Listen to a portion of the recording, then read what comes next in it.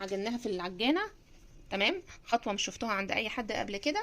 تعالوا بقى نشوف مع بعض احنا عملنا ايه في العجانه. عملنا اللحمه في العجانه.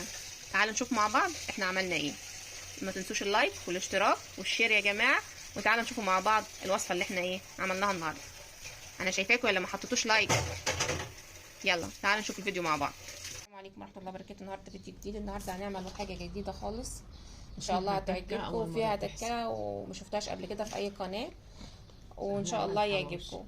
هتخليكم معانا وهتعرفوا احنا بنعمل خطوات احنا بنعمل ايه. عندنا فلفل وبصل، دي اول حاجه هنستخدمها في الوصفه بتاعت النهارده. فكروا لغايه ما نوصل لكم يا حبايبي. احنا البصل لو مش عايزينه والفلفل للاكله اللي احنا اللي هنعملها وتخمنوا كده، احنا هنعمل ايه لغايه ما نوصل للوصفه. بتقطعوا البصل كده مكعبات والفلفل مكعبات وضربه واحده في الكبه عشان ما ينزلش ميه كتير للوصفه اللي احنا عايزينها. ولما نيجي لو اصل الناس بتحط البصلايه والجرن الفلفل على بعضه، دي بيعصر الحاجه، احنا مش عايزينها معصوره، احنا عايزينها مصحصحه كده. فنعمل مكعبات وبعدين نضربها في الكبه ونرجع لكم تاني يا حبيبي ونقول احنا بنعمل ايه. اللايك والشير يا جماعه.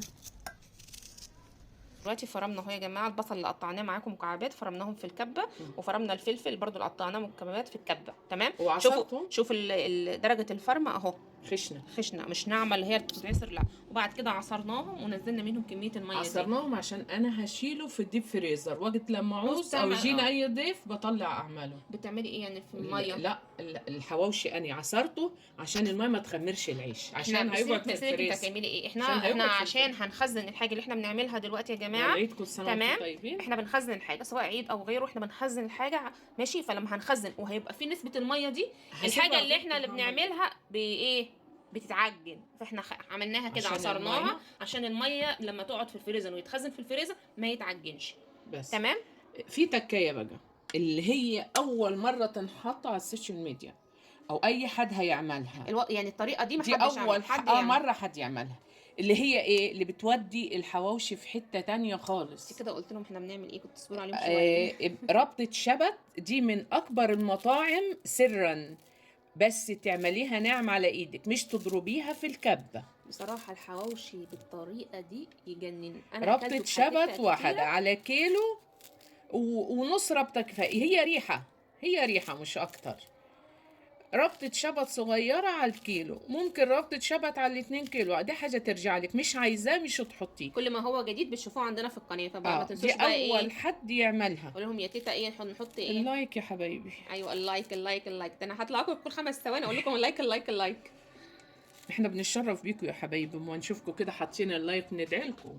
والله ربنا يسعد كل ما نحط لايك، وبرده اللي ما يحطش لايك ربنا يسعده برده، يسعد الجميع. هنعمل ايه؟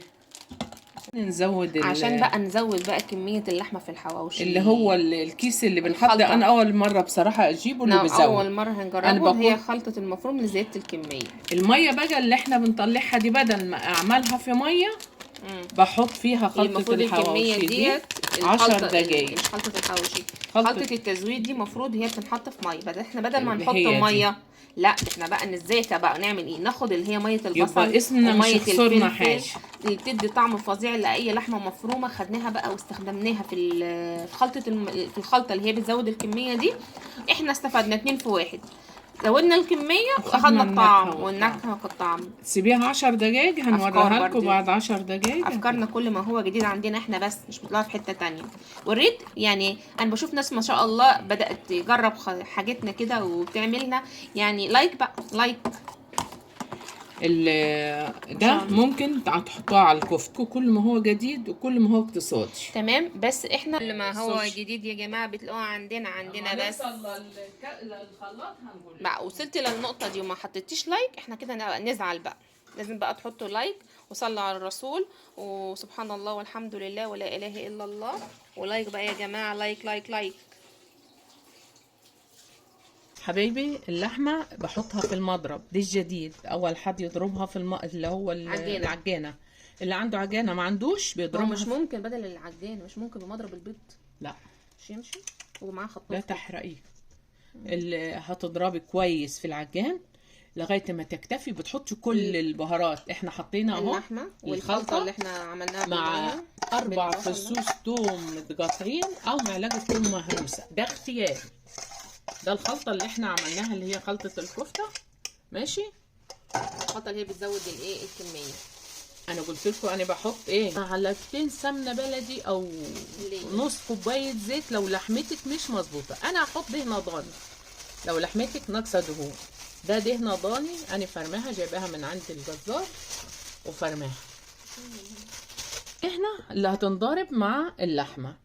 قبل ما خلاص هفصل هوريكم هنحط بقيه الخلطه كلها اللي هي الخضار ده عليها لفه واحده او اقلبها بايدي. بحبها تكون صاحيه ويبان طعم الحواوشي، لكن لما بعجنها في بعضيها خالص دي مش بتبقى حلوه. فرفة الكبد عشان نسهل على ايه كده، عشان ايه تتوزع، عشان هي كانت في الفريزر وتتوزع فيها. مش عندك دهنه ضاني حطي معلقه سمنه بلدي كبيره او معلقتين على حسب الكميه اللي انت عايزاها. احنا دلوقتي حطينا كل الخلطه هنا تمام، اللحمه، الدهنه الضاني، الخلطه اللي احنا عملناها عشان التزويد اللي احنا اشتريناها ديت اللي بتنضاف عليها ميه، او انت عندك ميه بصل براحتك زي ما احنا وريكم في الفيديو، بتتزود وتسيبها تخمر. وبعد كده حطينا كله في حطينا كله في العجان، حطينا زي ما قلنا لكم كل حاجه، وحطينا ايه الكف تمام. وهنسيبها ايه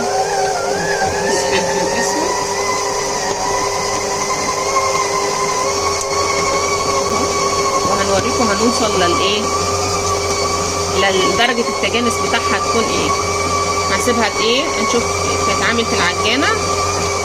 خلي بالكم من الملح، خلي بالكم من الملح عشان الخلطه اكيد هيكون فيها ملح. يا حبايبي احنا ضربناها 10 دقايق ونفصل علشان خاطر العجان. مش هيحرق. هوريكم وبعدين هنحط الحاجه. شوفي كده كانك قعدتي تعجنيها بايدك بالظبط. بدل اللي مش قادر. على فكره لو انت فرمه اللحمه والشين عند الجزار مش محتاجه اي حاجه غير تقطيع البصل والفلفل وتخلطي كله على بعض. هنحط بالتدريج مع بعض البصل والفلفل والحاجه، هنحط بالتدريج، والشبت هحطه اخر حاجه.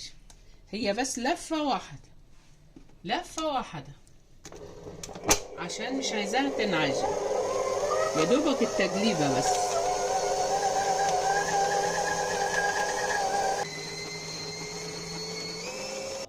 بصوا يا جماعه خلاص كده بعد ما لفيناها لفه حلوه كذا لفه، يعني طبعا مش معنى تلف يعني لفه واحده، لا قصدي يعني بعد ما عجناها تحس ان هي متجانسه مش تتفرفط منك.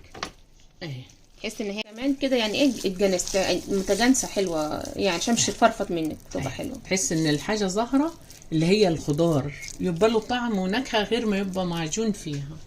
ده فكره يعني، وده احنا بنتعلم من بعضينا. انا ما اتعلمتهاش من حد غير الشبت اللي خدته من مطعم، لكن الافكار دي كلها بالتجارب. اجرب وعجبتني فبقول عجناها في العجانه تمام. خطوه مش شفتوها عند اي حد قبل كده. تعالوا بقى نشوف مع بعض احنا عملنا ايه في العجانه. عملنا اللحمه في العجانه. تعالوا نشوف مع بعض احنا عملنا ايه. ما تنسوش اللايك والاشتراك والشير يا جماعه، وتعالوا نشوفوا مع بعض الوصفه اللي احنا ايه عملناها النهارده. انا شايفاكم ولا ما حطيتوش لايك؟ يلا تعالوا نشوف الفيديو مع بعض. الميزان هنا يا جماعه على الصفر. احنا وزنين الحله قبل ما ايه نحط الحاجه. 3 كيلو 457 يعني 3 كيلو ونص.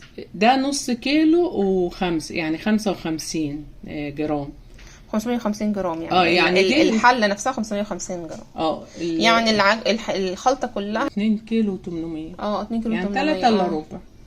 احنا حاطين كيلو لحمه مع الدهنه مع خلطه الكفته مع الخضره مع يعني هي دلوقتي 2 كيلو 800 تمام. وانت حاطه اصلا اللحمه المفروم اصلا مفروم كيلو مع الخلطه اللي احنا عملناها مع اللي هي مع الخلطه اللي احنا ربع كيلو دهنه ضاني عشان اللحمه كانت حمراء. تمام. الهنا والشفا. هنوريكم واحنا بصوا يا حبايبي العيش نفتحه كده. تجيبوا العيش اللي يعجبكم، اي عيش بس يكون طازه. هو اجمل يعني لما يكون بايت عندك بيعذبك هتفتحي لنص رغيف عشان تعرفي تحشي براحتك وتفتحيه كده. كده اللحمه بتلزق بنحط ونجهزه ونفتحه قبل ما نعمل اي حاجه. كمان رغيف معاكم كده اهو، دي بمقص بتاع المطبخ، مش بستخدمه غير اللي في المطبخ بس. ممكن لو سمحت تيجي في نص الصاج. ممكن بايدك عادي اهو، بس المقص بي ايه مش بيخليه يتقطع ولا يتبهدل، بيبقى اسهل يعني. او بسكينه بنفتحه للاخر كده. مقص احسن من السكينة.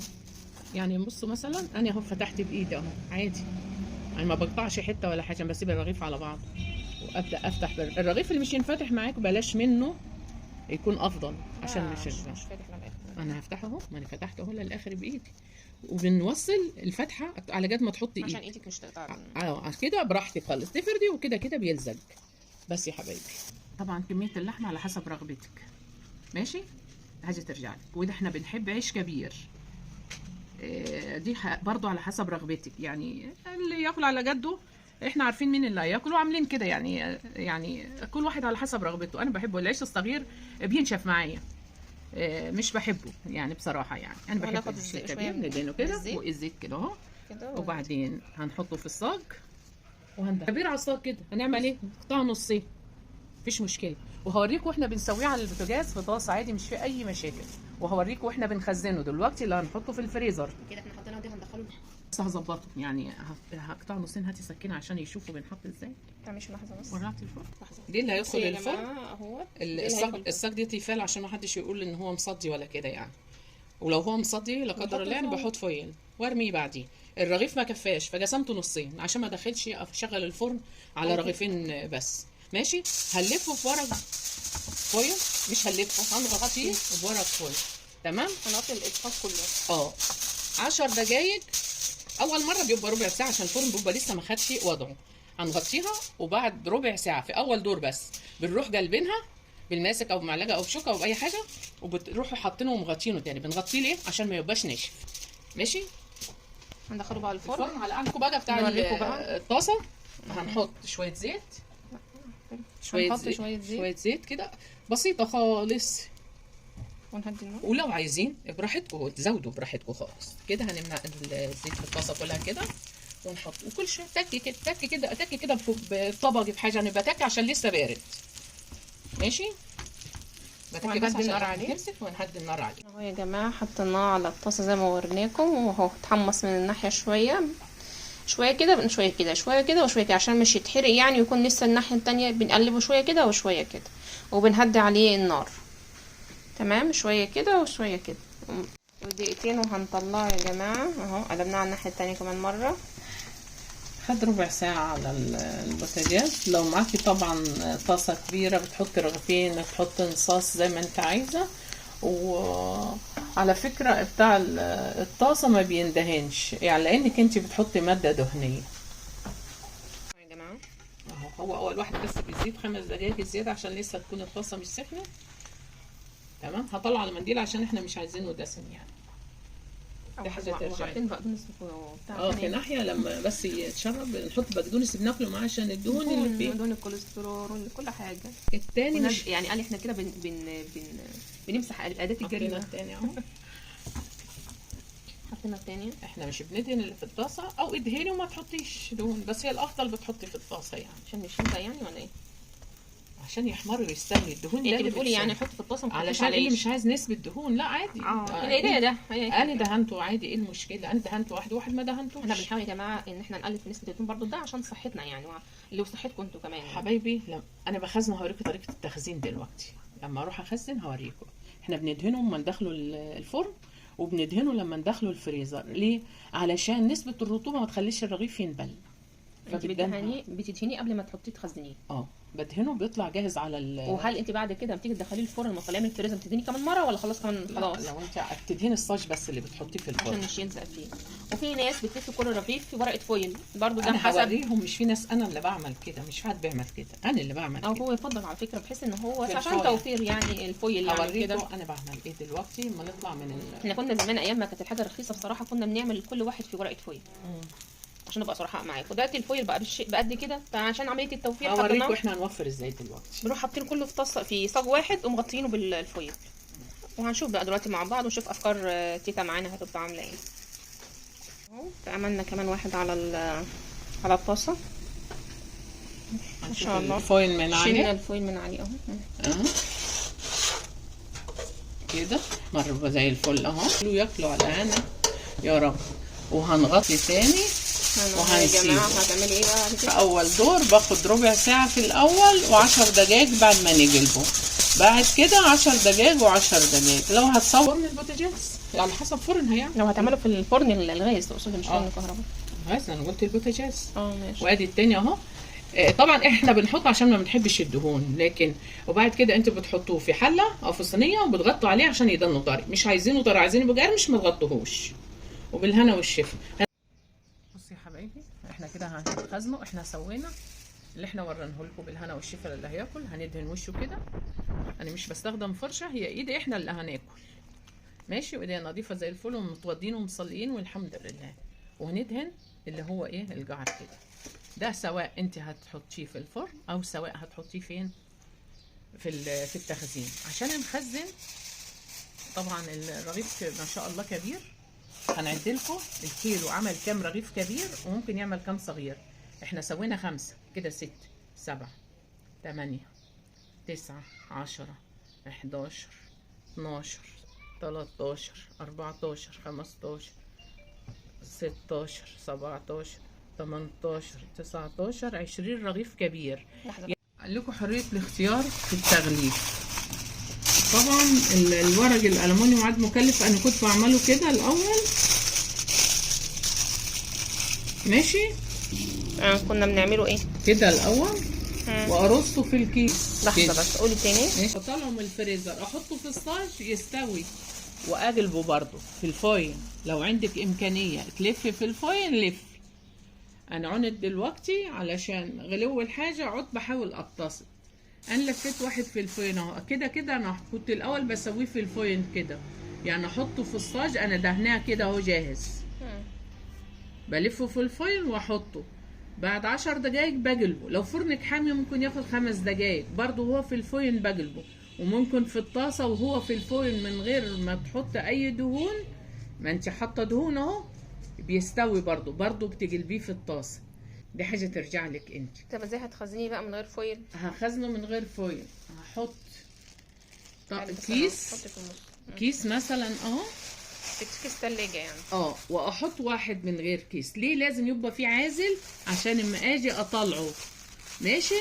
واحط التاني بكيس، واحد كيس وواحد من غير كيس، واحد كيس وواحد من غير كيس، علشان اوفر كيس واوفر ايه الفويل. ماشي كده. احنا حطينا واحد بكيس وواحد من غير كيس. ماشي كده. عملنا كيس اهو. هنربط عليه خلاص كده وندخل. تيجي تطلعيه بيبقى سهل جدا. لا بيلزق ولا بيعمل ميه ولا اي حاجه. حابه تلفي في الفويل وتطلعي تسوي كده عادي. احنا كده هنرصه دهنينه وهنرصه في الصاج. وهنعمل ايه؟ وهنغطيه بالفويل مره واحده. هنروح مغطينه بس بالفويل. بعد 10 دقايق بنقلبه حسب سخونيه الفرن بتاعك. لازم ينقلب عشان يبقى للوشين حلوين ومستويين. وبألف هنا وصحة. نعمل يلا دي اللي احنا عملناه وهنخزنه بالهنا والشفا اللي هياكله. والف صحه وهنا ليكم. ما تنسوش اللايك والاشتراك والشير عشان كل احبابكم يشوفوا وصفاتنا ويعرفونا ويعرفوا قناتنا. واتمنى ان احنا نكون خفاف لطاف عليكم ونكون بنفيدكم. يلا نصلي على الرسول عليه افضل الصلاه والسلام. وسبحان الله والحمد لله ولا اله الا الله والله اكبر. ومع السلامه.